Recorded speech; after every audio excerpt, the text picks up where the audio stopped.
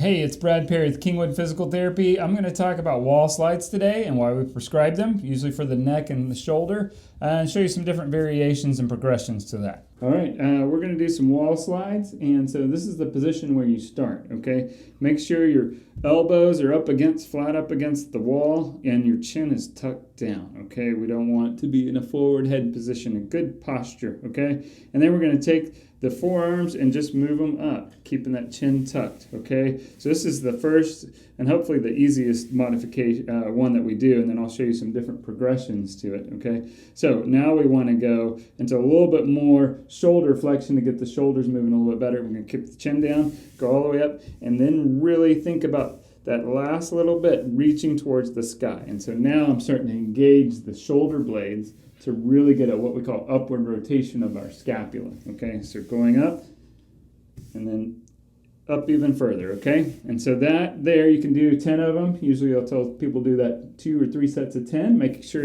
it doesn't irritate the symptoms that you're coming in for physical therapy for. And do that a couple of times a day, okay? Now, the next progression from this would be to come up, keep one hand on the wall, and then raise the other hand off. Okay, and then alternate, and then slide down. Okay, so that's one repetition there. Okay, going up and doing one at a time.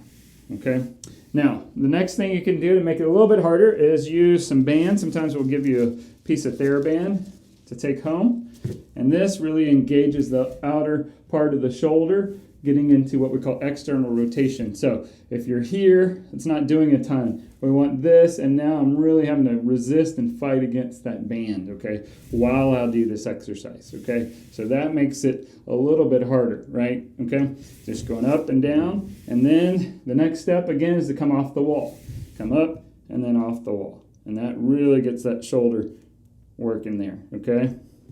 And down, then the next and final progression is to bring both hands off the wall. So I'm going all the way up, keeping my chin tucked down, and then off the wall, hold, and back down, okay? And we might have you do, again, a set of 10 of those, maybe 2 sets of 10, and you'll really feel that in the shoulder.